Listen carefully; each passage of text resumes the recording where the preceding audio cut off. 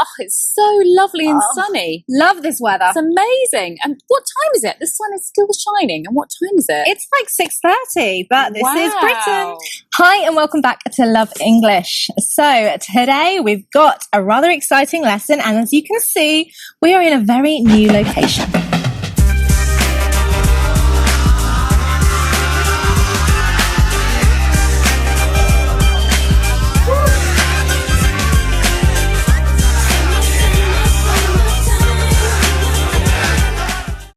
So this video is all about introducing you to the British summertime, our traditions, our expressions, words which we use to describe it. But before we get started, we would like to thank the sponsor of this video, Ice Watch.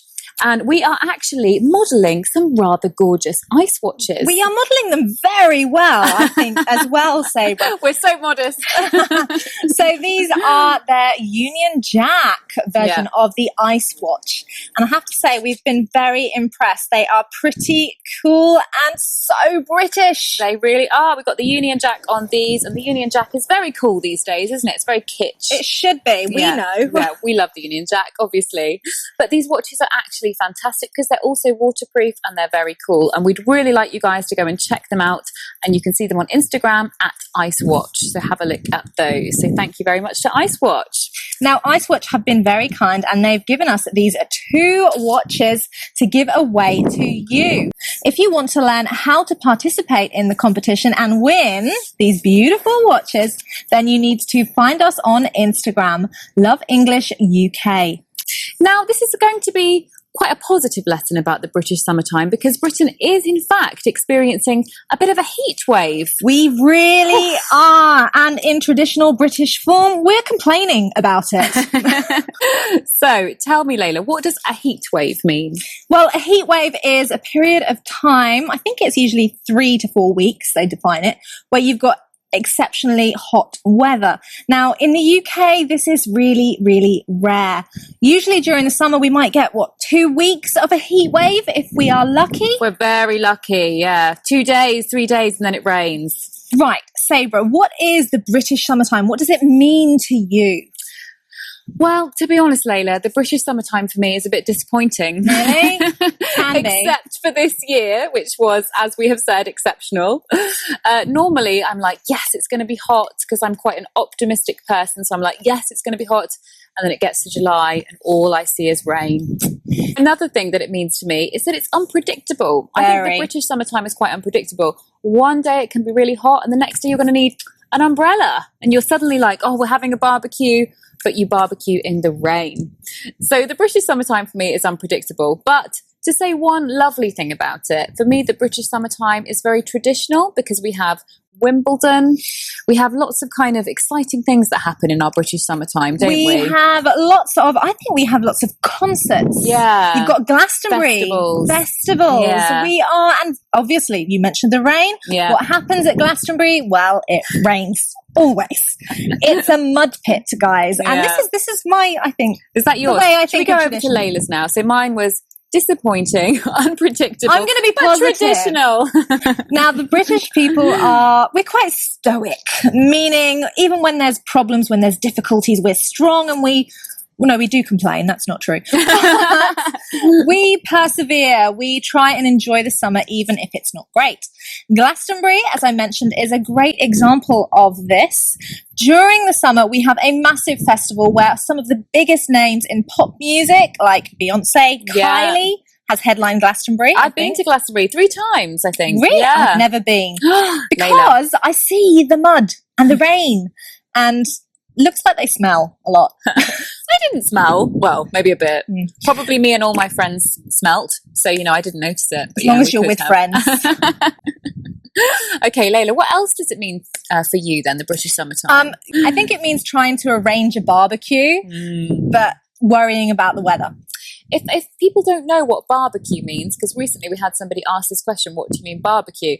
Barbecue is actually a tradition we got from the Australians, I Very believe. much. And it's where you cook traditionally meat outside on a grill, on a portable grill, and you would heat that outside, and you With you eat charcoal, outside, usually. yeah, with charcoal.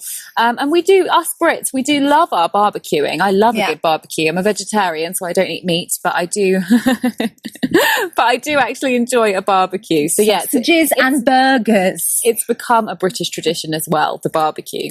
Right, guys, so we have some very typical British items related to British summertime all here, which we're going to show you and explain to you what they are if you want to get a little taste of the British summertime at home. So number one, this is one of my personal favourites. I can smell it. Here we are. It is a Pimm's. Now, this is a alcoholic drink, and it is made with the alcohol Pimm's, which I'm not sure which alcohol that's from. I've got mint in my teeth, but it's all good. Yeah, Pimm's is a kind of a liqueur. Yeah. It's very typical. It's very, very typically British. And we mix Pimm's usually with lemonade. Yep. If you want to be really healthy, you might mix it with soda water, but traditionally it's with lemonade. And then we have strawberries, cucumber, and mint. That is the most traditional drink. It's like a British summer cocktail. It is. It's so good. It is absolutely lovely. It wouldn't be a British summertime for me without having had a Pimm's. Definitely wouldn't. You can put other fruit in it as well. I've known people to put chopped up apples or little bits of orange, but really traditionally it's just strawberry, mint, and cucumber. Cheers, Layla. Cheers. Also have the very famous British tournament of tennis, Wimbledon. Can you play tennis? A little bit, yeah. I was Really? never talented at tennis. I'm more of a badminton player. So Wimbledon is very popular during the summer. Obviously, the Duchess of Cambridge is a very big fan, as well as many of the other royals. But did you know that during Wimbledon, there is one thing the British love to eat? What is it? Oh, gosh, one of my favourites. Wow. If you have this with Pimm's, it's perfect. It is, of course, the delicious but simple strawberries and cream. You can see a close-up there, guys, of our lovely dish that we have here. You really have put a lot of cream with it. I did put too much cream, yeah. I'm going to try. So Wimbledon, in fact, started in 1877, which makes it pretty old. It's a pretty old tournament. That would be during Queen Victoria's reign. Yeah, it would have. I wonder if she went to Wimbledon. She could. I'm sure she did. The Royals Don't think she always played go. it. In fact, if you watch Wimbledon on the TV, no, I don't think she looked like she played it. If you watch Wimbledon on the TV, you'll always see there are celebrities and royals in the audience. Now, a couple of years ago, our very own Andy Murray, he actually won it, which was amazing for the Brits. Even though he's from Scotland, but that's fine. 'Cause Still it's part of Britain. the United Kingdom, so it's absolutely fine. But he won it for us. So yes, we felt very proud about that year. But in my family, it's a real tradition that once we know Wimbledon has started, we'll go home and we can't wait to turn on the TV and start watching Wimbledon. And of course, supporting anyone who is homegrown. I find it boring. I love it. I'm a fan. Layla, you ready? You ready to face me? I'm a pro.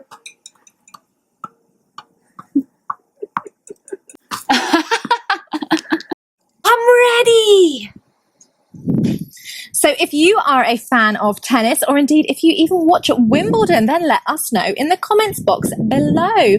And if not, tell us what sports you like to play or watch during the summer. We've got the World Cup on at the moment. Who do you support? So a sport that we haven't mentioned, guys, and which we don't have any materials for, I'm afraid, as neither of us play, but it is, of course, a very traditional British sport, cricket, which I know is super popular in India, Pakistan, Australia, so many, many countries in the Commonwealth. The irony is we invented the sport, but we don't ever win. That is quite true, isn't it? Yeah. Sorry, English cricket team, but come on. Okay, so we have mentioned strawberries and cream. We've talked about the traditional tennis and the traditional Pimm's British cocktail. But have you ever heard of the British trifle? It's a beautiful thing. My grandma makes a really good one. She really does. Should we talk you through what is in this? It's probably one of the most iconic summer puddings, really in England. So at the bottom we have jelly, which is a solidified fruit juice, really. And that's usually got strawberry or raspberry in. I like it with raspberry, but I think traditionally strawberry. Yeah. And Layla, you tell me the next part. Then you have custard. Now, how do you explain custard? Custard is a kind of cream made with eggs and vanilla. Yes. It's a vanilla cream, basically. But it's a yellow cream. It's yellow. Yeah. It's very English. We have it with lots of other things. But in France, they actually have it, and they call it crème anglaise. Oh, there you Crème go. anglaise. Crème anglaise. There we go. We speak every language today. Okay. And of course, we have a layer of sponge as well. Oh, lady fingers. Yes. Okay, yes. they're not real ladies' fingers, but they are actually it's similar to what they have at the bottom of tiramisu. Yeah, that's true. Yeah. So like a sponge that soaks up all the juice.